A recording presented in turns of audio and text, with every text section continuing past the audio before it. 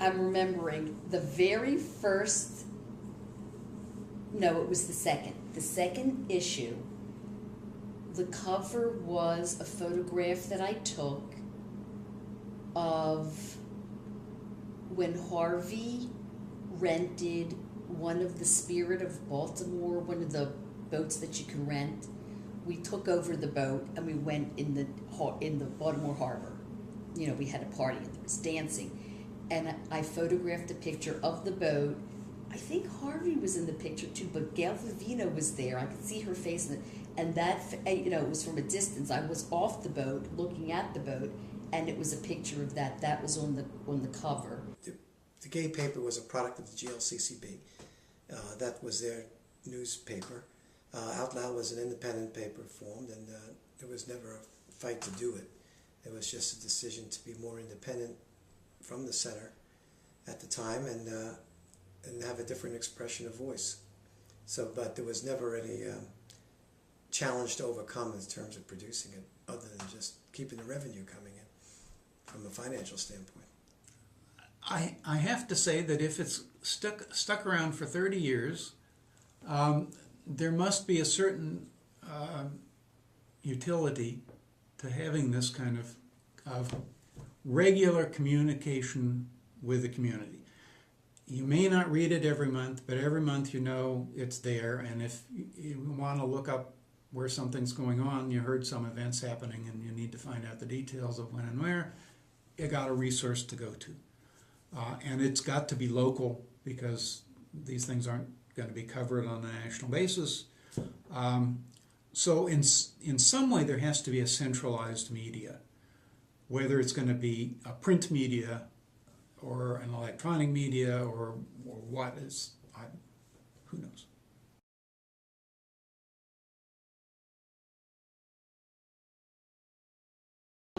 I'm 54.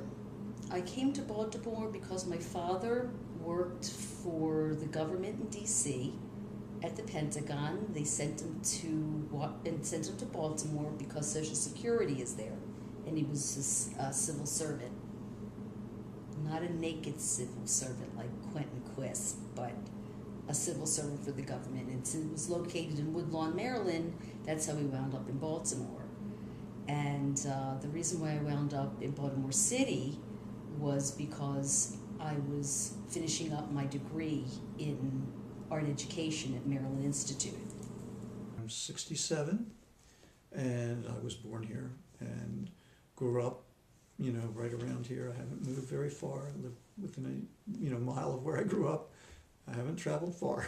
I came from my job in New York. I worked in New York, and I worked at the Social Security Administration, and I had a promotion opportunity here at the headquarters in Baltimore, Woodlawn, so I moved to Baltimore back in '77. I went to graduate school in Boston and got a job in Baltimore at the National Institute on Aging.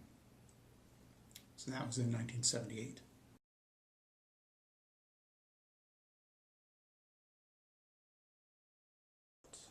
I was, the coming out term is different now than it was back then. To me, when I came out, it was when I had a self-realization that I was gay. It was like the official stamp of approval that, yes, I'm gay, there's no question about it, it's not a phase. I was just short of 24 years old when that happened.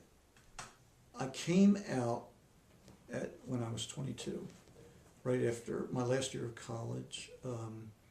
Now, I knew that I was gay before that, but I was very uptight about it.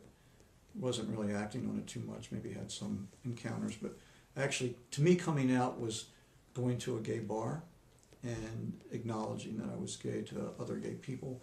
And I did that in the spring of 1967 when I was 22. I went to there was a gay bar that the wider straight community knew about in Baltimore. It was called the Pepper Hill, and I'd heard of it, so I went there.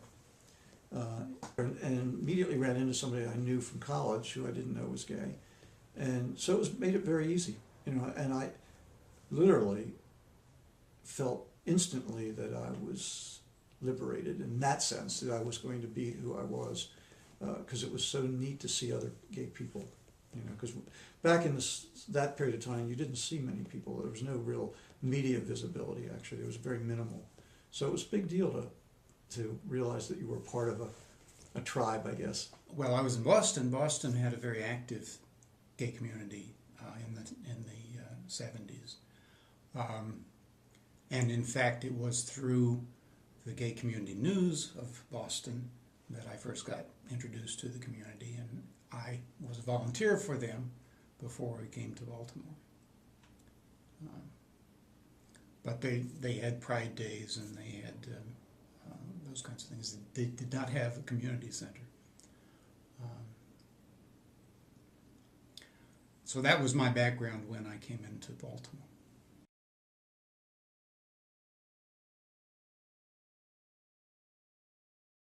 I always liked to say gay. I never liked being I didn't like that term. For some reason, it just gave me the creeps. Or I didn't like the word lesbian. I still don't like the word lesbian. I'm not sure why. It has a funny ring the way it comes off the tongue. And and in terms of the whole movement, I've always liked to say the gay movement. Well, if you say it to certain women, you know, so it depends who you say it to. I didn't even really think lesbian. And at the time, it was the gay paper, gay community center. Everybody talked about it in terms of gay, you know. But there were other. That was when we were all working together. See, then there were offshoots of the lesbian feminists and Alex Dobkin. They hated the men. Well, I don't know if they hated men. I won't say, but they didn't want to associate with men, and they called themselves feminists and lesbian feminists or lesbian separatists.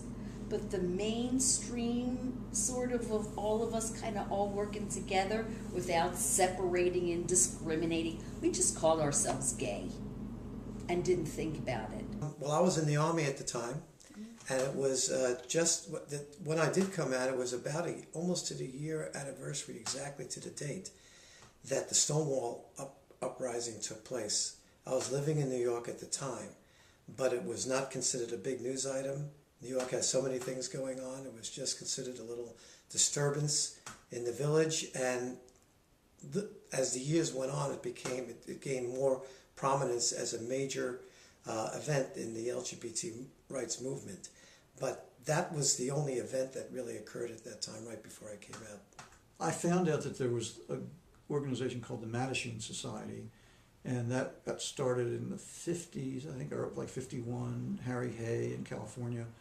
But there was nothing really going on in Baltimore in 67 that I was aware of. I think there might have been a leather club, you know, but no political gay movement.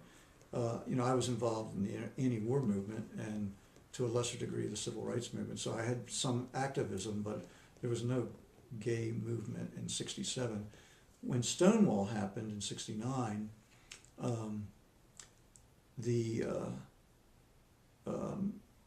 there were all across the country. There were groups called what did they call them? The Gay Liberation Front.